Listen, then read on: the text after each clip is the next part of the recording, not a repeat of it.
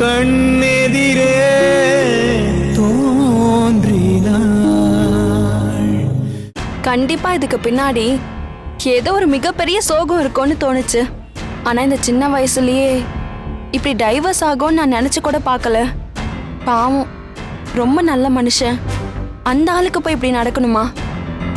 ஐயோ, இப்ப சீனியர் வந்தாங்கன்னா அந்த கேஸ் ரிலேட்டடான பேப்பர்ஸ் எல்லாம் ஜெராக்ஸ் போட்டியா இல்லையான்னு கேள்வி கேட்பாங்களே. இப்ப என்ன பண்றதுன்னு தெரியல.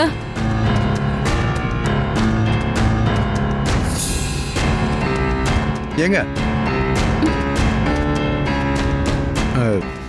இந்த பேப்பர்ஸ்லாம் உங்களோட தான் பாருங்க.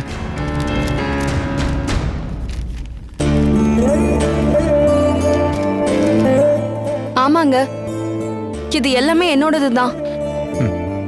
இந்த பேப்பர் மிஸ் ஆயிடுச்சுன்னு நினைச்சு நான் ரொம்ப டென்ஷனா இருந்தேன். நல்ல வேலை, லாயர் வர்றதுக்கு முன்னாடி இதை நீங்க கரெக்டா கொண்டு வந்து என் கையில கொடுத்துட்டீங்க. ரொம்ப தேங்க்ஸ்ங்க. ஆமா, இந்த பேப்பர்ஸ் எல்லாம் உங்க கைக்கு எப்படி வந்துச்சு? இல்லங்க, ஜெராக்ஸ் போட வந்தப்ப பேப்பர்லாம் மாறிடுச்சு.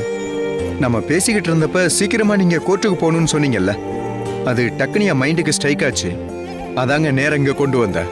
ரொம்ப தேங்க்ஸ்ங்க. அப்புறம் உங்களோட பேப்பர்ஸும் மாறி என்கிட்ட தான் இருக்கு. இந்தாங்க. தேங்க்யூ.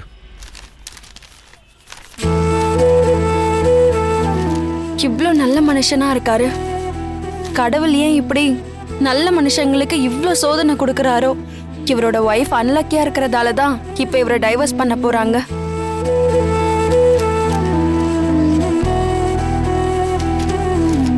ஏங்க, ரொம்ப சின்ன வயசா இருக்கீங்க. ஆனா உங்களுக்கு இப்படி ஒரு நிலைமை வந்திருக்க கூடாது. அந்த ஆண்டவன் உங்களுக்கு இப்படி ஒரு கஷ்டத்தை கொடுத்துருக்க கூடாது. நீங்க எதையும் நினைச்சு கவலைப்படாதீங்க. ஏன் நீங்க என்ன சொல்றீங்கன்னு எனக்கு புரியல. ஏதோ பேசுறீங்க. என்னங்க ஆச்சு உங்களுக்கு? இப்படித்தாங்க, வாழ்க்கையில வலியோட இருக்கிறவங்க பெருசா எதையுமே வெளியே காட்டிக்க மாட்டாங்க. சிரிச்சுக்கிட்டு ரொம்ப கேஷுவலா மத்தவங்க ரொம்ப சந்தோஷமா இருக்கணும்னு நினைப்பாங்க. இத பாருங்க, நீங்க என்ன சொல்றீங்கன்னு எனக்கு சுத்தமா புரியல. தயவு செஞ்சு எதுவா இருந்தாலும் கொஞ்சம் புரியுற மாதிரி சொல்றீங்களா? என் வாயால நான் அதை சொல்ல மாட்டேன், எனக்கு தெரியும். பட் பரவாயில்ல, நீங்க அதை சந்தோஷமா ஏத்துக்கிறீங்க பாருங்க, அதாங்க பெரிய விஷயம். உங்களுக்கு இருக்கிற மெச்சூரிட்டி எனக்கு கூட இல்லை. உங்களை பார்த்து நான் வாழ்க்கையில கத்துக்கிறேங்க. உங்களை மாதிரி தைரியமா முயற்சி செய்யறது தான் வாழ்க்கைன்னு இப்ப புரிஞ்சுக்கிட்டேன். உண்மையிலேயே நீங்க எனக்கு பெரிய இன்ஸ்பிரேஷனா இருக்கீங்க. இந்த ஆள் என்ன சரியான லூசா? இல்ல பட்ட பகலே ஏதாவது குடிச்சிட்டானா? பைத்தியக்காரன் மாதிரி உளறிட்டு போறான். பேப்பரை கொடுத்துட்டு ஏதேதோ சொல்றான். தத்துவம்லாம் வர பேசுறான். பாவம் இவரு. அந்த பொண்ணை டைவர்ஸ் பண்றேன்னு சொன்னதுல மனநல ரொம்ப பாதிக்கப்பட்டுருச்சு போல. சரி, நம்ம உள்ள போவோம்.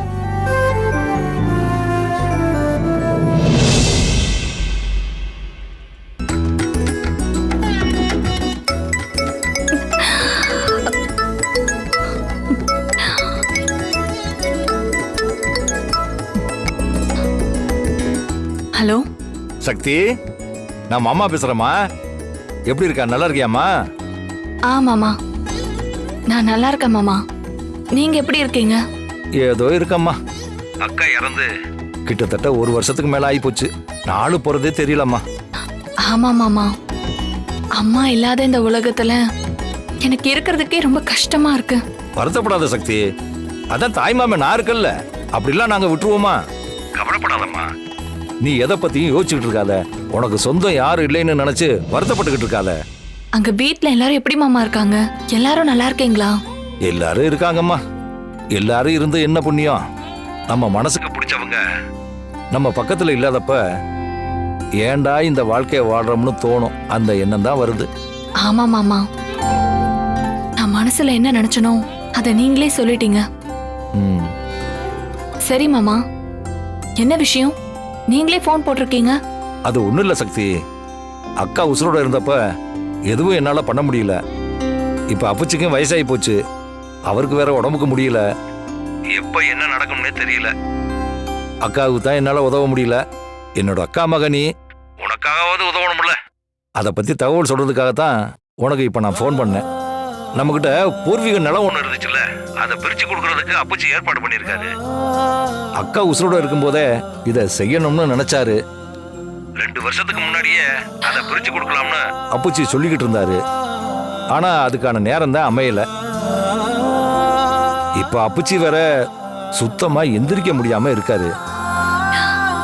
டாக்டரும் இதுக்கப்புறம் பொழைக்கிறது ரொம்ப கஷ்டம்னு சொல்லிட்டாரு.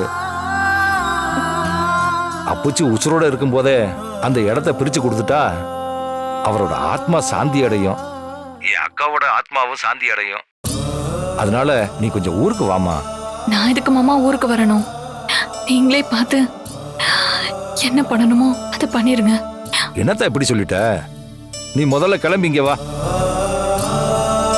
சொத்து பிரிச்சு கொடுக்கறப்ப வாரிசா நீ கையெழுத்து போடணும்ல. என்னோட அம்மாவே இல்லைன்னு ஆனதுக்கு அப்புறம் இந்த உலகத்துல எதையுமே எந்த சொத்தையுமே நான் பெருசா மதிக்கிறது இல்ல. நீ சொல்றது வாசம் தாம்மா. இப்ப கொடுக்கறத உன்னோட தாய் வீட்டு சீதனமா நினைச்சுக்கோ. உன் அண்ணன் அருண் வந்து கையெழுத்து போட்டுட்டு போயிட்டான். அதே மாதிரி நீயும் வந்துட்டு போ தாயி. என்னாச்சுமா? ஏன் இப்படி அழுகுற? நீங்க பேச பேச எனக்கு என்னோட அம்மா ஞாபகம் வந்துருச்சு. அதான் என்ன அறியாம அழுக வந்துருச்சு. சரி மாமா, நான் கண்டிப்பா வரேன். உங்களெல்லாம் பார்க்கணும்னு எனக்கும் ஆசையா இருக்கு. சரிம்மா. ம்.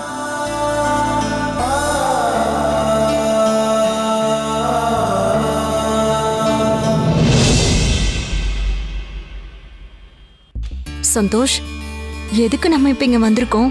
மேடம்க்கு என் மேல இருந்த கோவம்லாம் போயிடுச்சா? காயத்ரி, இன்னும் எத்தனை நாளைக்கு தான் நம்ம இப்படியே இருக்க போறோம்? இன்னும் எத்தனை நாளைக்குன்னா?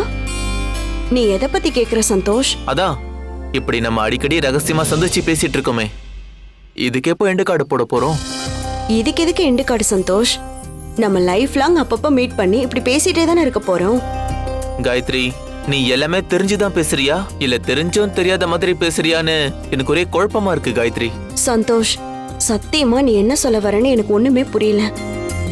முதல்ல எதுவா இருந்தாலும் ஸ்ட்ரைட்டா என் முகத்தை பார்த்து என் கண்ணை பார்த்து பேசு. அதுக்கு தைரியம் இருந்தா நான் எப்பவோ உன் கண்ணை பார்த்து பேசியிருப்பேனே. மத்த பொண்ணுங்க கூட பழகுற மாதிரி உன் கூட டைம் பாஸுக்கு பழகி இருந்தா எனக்கு இப்படி ஒரு ஃபீல் வந்திருக்காது. ஆனா நான் தான் உன்னை லவ் பண்ணி தொலைச்சிட்டேனே. சந்தோஷ், என்னாச்சு உனக்கு? ஃபர்ஸ்ட் என்ன சொல்ல வந்தீங்களோ அதை முதல்ல சொல்லுங்க. சரி, ஓகே. நீ இவ்வளவு தூரம் கம்பல் பண்ணி கேட்கறதுனால நானே உன்கிட்ட ஓப்பனா சொல்றேன். அதுக்கு முன்னாடி நீ உன்னோட போன்ல என் பேரை என்னன்னு சேவ் பண்ணி வச்சிருக்க?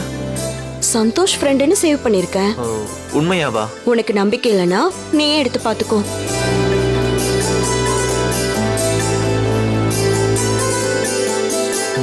ஓ,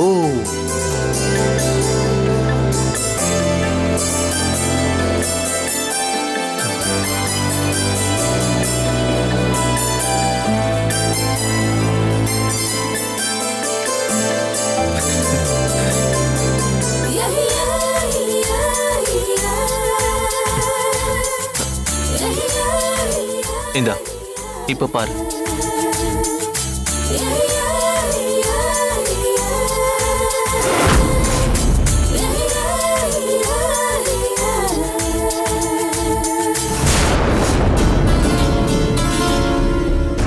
எதுக்கு சந்தோஷ் இப்ப என் போன்ல உன் பேரை ஹஸ்பண்ட்னு சேவ் பண்ணிருக்க? சரியான டியூப்லைட் காயத்ரி நீ. நான் இப்போ உன்கிட்ட என்னோட லவ் ப்ரப்போஸ் பண்ணியிருக்கேன். அதனாலதான் உன்னோட போன்ல என்னோட பேரை நான் ஹஸ்பண்ட்னு சேவ் பண்ணியிருக்கேன். அப்புறம் உனக்கு இன்னொரு சர்ப்ரைஸ் கிஃப்ட் கொண்டு வந்திருக்கேன்.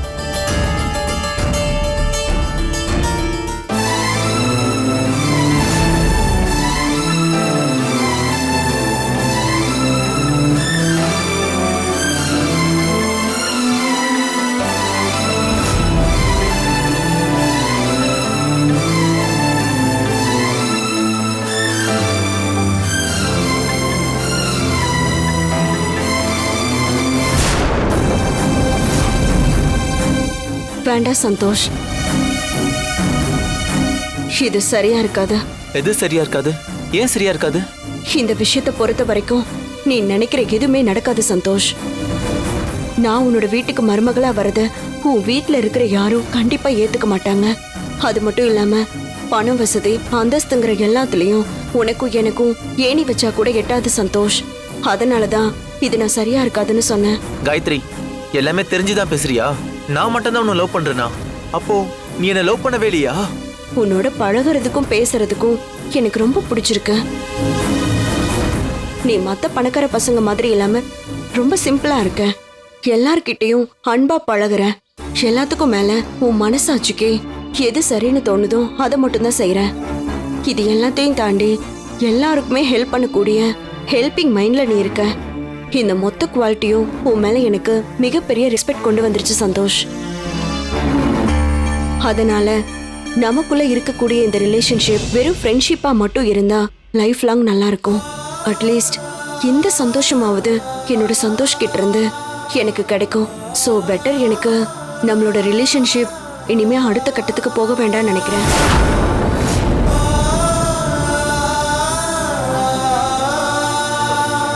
காயத்ரி, உள்ளுக்குள்ள தீக்காடு என் காதல் இப்ப வெறும் கூடு. நீ கொடுத்த முத்தத்தை சேர்த்து வச்சதில்லை, தண்ணீர் வேணும் சத்தத்தை யாரும் கேட்டதில்லை.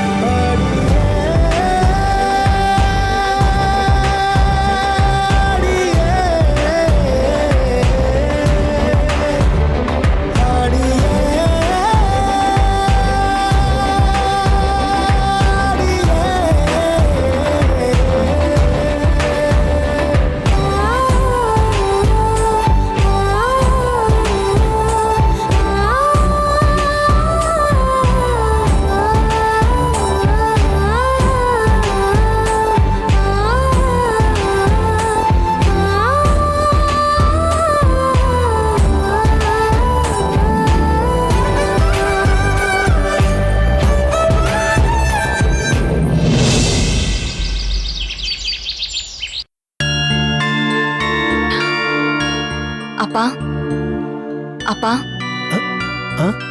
சக்தி, என்னம்மா பேகும் கைமா எங்க கிளம்பிட்ட? என்னோட தாய் மாமா ஃபோன் பண்ணியிருந்தாரு. என்னை ஊருக்கு வர சொல்லியிருக்காரு. அவரை பார்க்கறதுக்காக தான் நான் இப்ப ஊருக்கு போலான்னு கிளம்பியிருக்கேன். சக்தி, அது என்ன அப்பாவும் பொண்ணு ஏதோ பேசிட்டு இருந்த மாதிரி இருந்துச்சு. நான் வந்துதான் பேச்சு மூச்சைய காணும். சக்தி, ஒருத்தவங்க வெளியே கிளம்பி போகும்போது எங்க போறீங்கன்னு கேட்க கூடாது. அது எனக்கு நல்லா தெரியும். இருந்தாலும் என் பொண்ணு நீ, அந்த உரிமையில கேக்குறேன்.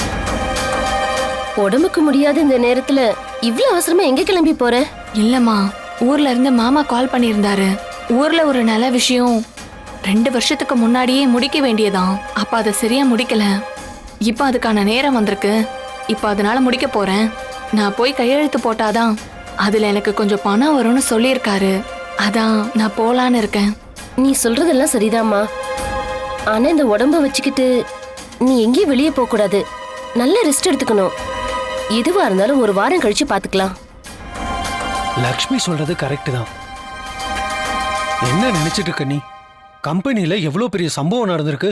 உன் வயித்துல கத்தியால குத்தி இருக்கானுங்க. இன்னும் 2 இன்ச் ஆழமா இறங்கியிருந்தா உன் உயிருக்கே ஆபத்தா போயிருக்குன்னு காயத்ரி எங்க கிட்ட எல்லாத்தையும் சொன்னான். இந்த மாதிரி நேரத்துல நீ முதல்ல டிராவல் பண்ணவே கூடாது. இத பாரு, நீ வீட்லயே இரு. எதுவா இருந்தாலும் அப்புறம் பாத்துக்கலாம். இல்லப்பா, நான் கண்டிப்பா போகணும். நான் போயிட்டு ஒரே நாள்ல வந்துடுறேன்ப்பா. போயிட்டு மறுநாளே வந்துடுவேன். லக்ஷ்மி, சக்தி, அம்மா நான் சொல்லிட்டேன். நீ எங்கேயும் போக கூடாது. அவ்வளவுதான். அப்படி நீ கண்டிப்பா போய் தான் ஆகணும்னா சொல்லு. நானும் கூட வரேன். நீங்க இப்பதான் வேலையில சேர்ந்திருக்கீங்க. சோ நீங்க வேலையை போய் பாருங்க. ஒரே ஒரு நாள் தான். நான் வேலையை முடிச்சிட்டு வந்துடுறேன். நாங்க சொன்ன கேட்கவா போற? சும்மா பேருக்கு தான் அப்பா அம்மான்னு வாய் நிறைய கூப்பிடுற. நாங்க என்ன சொன்னாலும் நீ கேட்கவே மாட்டேன்ற. யோமா, புரிஞ்சுக்கோங்கம்மா. ஒரே ஒரு நாள் தான். ஒரு பகல் ஒரு ராத்திரி. மறுநாள் டான்னு வந்துருவேன். கவலைப்படாதீங்க. சரி, பத்திரமா போயிட்டு வா. மாத்திரை டயத்துக்கு எடுத்துக்கோ. போன உடனே எனக்கு கால் பண்ணு. இங்க பாரு, ரொம்ப அலைச்சல் ஆகுற மாதிரி எந்த வேலையும் பார்க்க கூடாது. சரியா? சரிம்மா. ம். இதை செலவுக்கு வச்சுக்கோ. அப்பா எதுக்குப்பா இவ்ளோ காசு? இல்ல சக்தி, இதை நீ கையில வச்சுக்கோ. நீ ஊருக்கு போறல, அங்க உன் செலவுக்கு இது தேவைப்படுமா? புடி, வச்சுக்கோ, தேவைப்படுமா? சரிப்பா, என்ன ஆசீர்வாதம் பண்ணுங்க. வேண்டாம் வேண்டாம் என்னம்மா? ஐயோ, சக்தி இல்ல, குனியாதடா. புனியலாம் கூடாது. கையில் போட்டிருக்காங்கல்ல. நான் போயிட்டு வரேன். சரி, பார்த்து போயிட்டு வாமா. போ.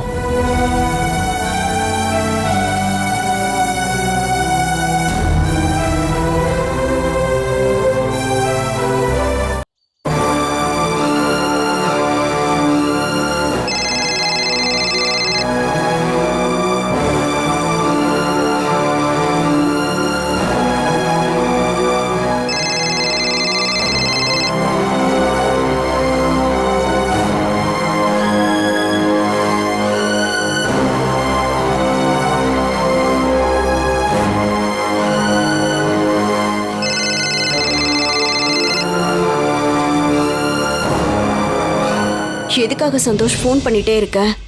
நீ கூப்பிட்டு நான் எடுக்கலனா, இல்ல நான் போனை கட் பண்ணனா என்னோட சிச்சுவேஷன் சரியில்லைன்னு அர்த்தம். நான் ஏதோ பிஸியா இருக்கேன்னு உன்னால புரிஞ்சுக்க முடியாதா? ஹலோ ஹலோ, இங்க பாரு, நான் உனக்கு ஃபோன் போட்டு ரொமான்ஸ் பண்றதுக்காக கால் பண்ணல. நான் உன்கிட்ட சில கேள்விகள்லாம் கேட்கணும். சரி கேளு சந்தோஷ். ஆனா நான் பதில் சொன்னதுக்கு அப்புறம் இது உண்மையா பொய்யா திரும்ப திரும்ப அதே கேள்விக்கு மறுபடியும் பதில் சொல்லுன்னு என்ன நீ டார்ச்சர் பண்ணக்கூடாது. யார டார்ச்சர் பண்றா? நீ தான் என்ன டார்ச்சர் பண்ணிட்டு இருக்க? மனசுக்குள்ள ஒண்ணு வச்சுக்கிட்டு வெளியில சிரிச்சு பொய்யா அசிங்கமா என்கிட்ட நீ நடிச்சுக்கிட்டு இருக்க காயத்ரி. எனக்கு நடிக்க தெரியாது சந்தோஷ்.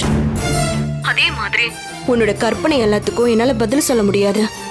ஏய் நிறுத்துறி. எது கற்பனை? நீயும் நானும் உருகி உருகி காதலிச்சோமே, அதெல்லாம் கற்பனையா? அது உண்மையாவே இருந்தாலும் ப்ளீஸ் சந்தோஷ், அது கெட்ட கனவா நினைச்சு மறந்துரு. அதுக்கு நீ பேசாம என்ன செத்து தொலைடான்னு சொல்லியிருக்கலாம். இங்க பாரு, முதல்ல எதுக்காக நீ என்ன ரிஜெக்ட் பண்ண? நான் தான் உன்கிட்ட அப்பவே சொன்னல சந்தோஷ். இங்க பாரு, நீ சொல்ற சப்ப ரீசன்லாம் என்னால ஏத்துக்க முடியாது. ஜென்யூனா ஆன்சர் பண்ணு. என்ன சந்தோஷ், மிரட்டுறியா? அடச்சி நீ பாட்டு. என்னோட ஃபீலிங்ஸையும் பெயினையும் உன்கிட்ட ஷேர் பண்ணிக்கிட்டு இருக்கேன். நீ என்னடானா நான் உன்னை மிரட்டிட்டு இருக்கேன்னு சொல்றேன். உன் மனசுக்கு நான் பிடிச்சிருந்தோம், நீ என்ன வேணும்னே தூக்கி குப்பையில எறிகிற. அதை என்னால ஏத்துக்கவே முடியல. நான் போனை வைக்கிறேன் சந்தோஷ். ஹே, நான் உன்னை போனை வைக்கணும்னு சொல்லவே இல்லையே. இன்னும் நான் இப்போ உங்ககிட்ட பேசியே முடிக்கல. நான் தெரியாம தான் கேக்குறேன். நான் உண்மையா உன்னை காதலிச்சனே தவிர வேற என்னடி தப்பு பண்ண? நீ எந்த தப்பும் பண்ணல சந்தோஷ். எல்லா தப்பும் நான் தான் பண்ணேன். போதுமா?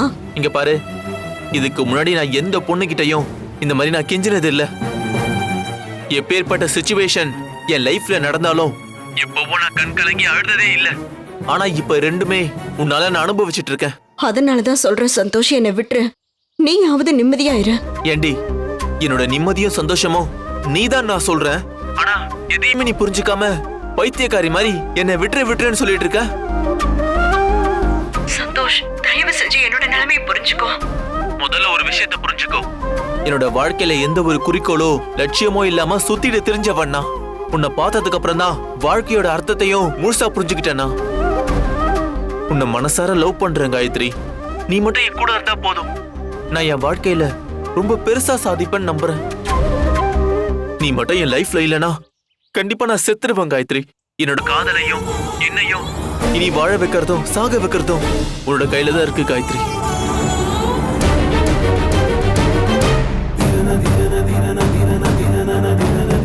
சந்தோஷ், உன்னை எனக்கு ரொம்ப பிடிக்கும்டா. நானும் உன்னை உயிருக்கு உயிரா லவ் பண்றேன். ஆனா என்னோட அப்பா அம்மா கண்டிப்பா இந்த கல்யாணத்துக்கு சம்மதிக்க மாட்டாங்க. அவங்கள தலைகுனிய வச்சுட்டு அப்படி ஒரு வாழ்க்கைய என்னைக்குமே நான் அமைச்சுக்க மாட்டேன். உன்னோட விஷயத்துல என்னோட அப்பா அம்மாவை மீறி நான் எதுவுமே பண்ண முடியாது. நான் உனக்கு வைஃபா வரப்போறேன்னு தெரிஞ்சா கண்டிப்பா உன்னை என்னையும் பிரிச்சிருவாங்க. உன் கூட ஒன்னா சேர்ந்ததுக்கு அப்புறம் பிரிஞ்சு வாழ்றதை விட இப்பவே என்னோட மனசை கல்லாக்கிக்கிட்டு நீ இல்லாத வாழ்க்கை வாழ்றதுக்கு நான் ரெடி ஆயிட்டேன். காயத்ரி, நம்ம ரெண்டு பேருமே மேஜர். நம்ம கல்யாணத்துக்கு அப்புறம் அந்த பிரச்சனை எல்லாத்தையுமே ஷார்ட் அவுட் பண்ணிக்கலாம். சாரி சந்தோஷ், இந்த விஷயத்துல நீ என்னை எவ்வளவு கம்பல் பண்ணாலும் நான் என் முடிவுல இருந்து மாற மாட்டேன். சரி ஓகே காயத்ரி, இந்த உலகத்துல எதை வேணாலும் பிச்சை எடுக்கலாம், ஆனா காதல மட்டும் பிச்சை எடுக்க கூடாது. உன்னை பொறுத்த வரைக்கும் உன் வாழ்க்கையில சந்தோஷ் வேண்டாதவன். வேண்டாதவனாவே கடைசி வரைக்கும் நான் போயிடுறேன். நீயாவது கடைசி வரைக்கும் சந்தோஷமா நிம்மதியாயிரு. Hello Santhosh, hello.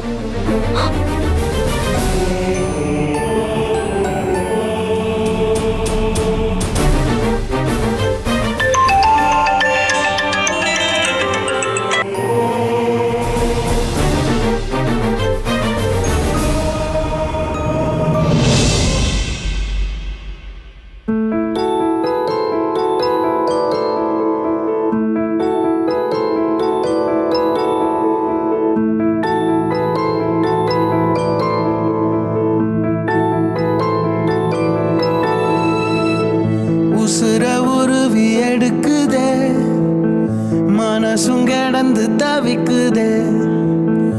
உசுர உருவி எடுக்குதே, மனசும் கிடந்து தவிக்குதே.